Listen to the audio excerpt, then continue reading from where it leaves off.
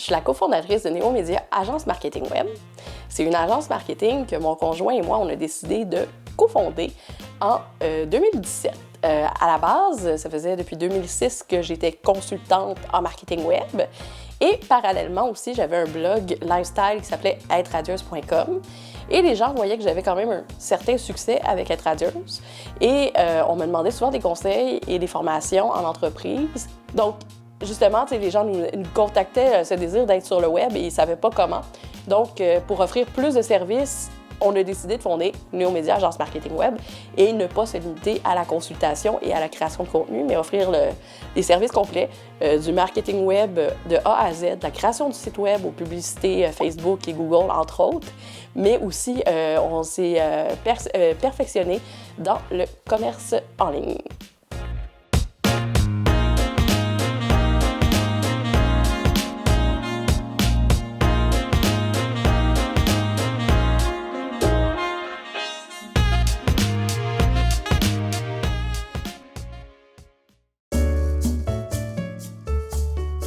Le marketing numérique, eh bien, c'est la mise en marché, mais de façon numérique. Donc, c'est la même chose que le marketing, mais on va utiliser des médiums qu'on va appeler les médias sociaux, toutes les plateformes web et une multitude de canaux afin d'avoir plusieurs données et générer une clientèle type à qu'est-ce qu'on n'aurait pas eu dans le passé avec les médias traditionnels.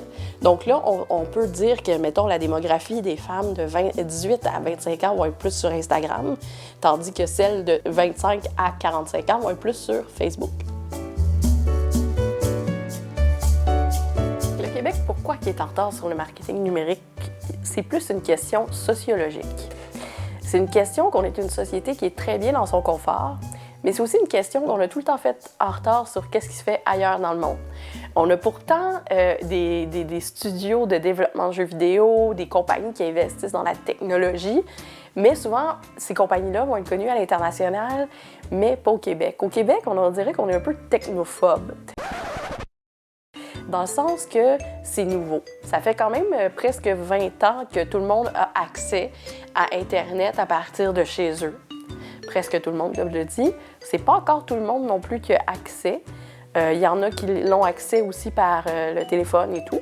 Fait que ça serait comme, tu sais, vraiment juste un peu la technologie que les États-Unis ont eu Internet depuis la fin des années 90. Nous, ça a été le début des années 2000.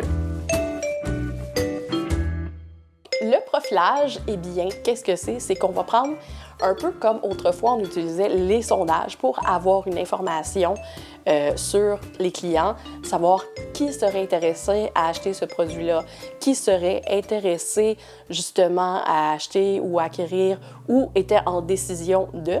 Aujourd'hui, on va utiliser qu'est-ce qu'on appelle le data. Donc, c'est un outil en soi, mais qui va équivaloir aux habitudes des acheteurs sur le web. Donc, on va utiliser différents outils d'analyse, comme Google Analytics, entre autres, et le pixel de Facebook. Pour les entreprises, le profilage numérique, c'est vraiment intéressant. D'abord parce que les compagnies peuvent mieux cibler justement leurs clients et aller chercher aussi des nouvelles avenues et des nouveaux marchés. Donc ça serait comme les deux principaux avantages. Et si je devais en donner un autre, c'est que ces renseignements-là de profilage nous permettent aussi d'offrir des meilleurs produits et aussi qui répondent plus aux consommateurs. On le voit présentement, il y a de plus en plus de compagnies qui s'en vont vers le zéro déchet, vers toutes les tendances plus vertes, mais c'est le consommateur aussi qui demande ça. Le profilage de données, qu'est-ce qu'il faut comprendre? Un data, c'est plutôt un ensemble de données, mais on ne peut pas mettre un nom directement sur la personne. Ça va être plus des groupes de personnes, un peu comme les sondages autrefois. Ça va rester dans l'anonymat. Les compagnies vont pouvoir soit les garder indéfiniment, ces données-là, pour justement aller perfectionner justement leur ciblage publicitaire, ou tout simplement recommencer à nouveau et à nouveau selon ce qu'ils désirent acquérir comme information. Mais personne ne peut dire je m'appelle Josiane Brousseau et j'habite à Longueuil. Il va savoir que je suis une acheteuse de Longueuil, mais on ne saura pas mon adresse exacte, mon nom, ça reste anonyme dans ce cas-là.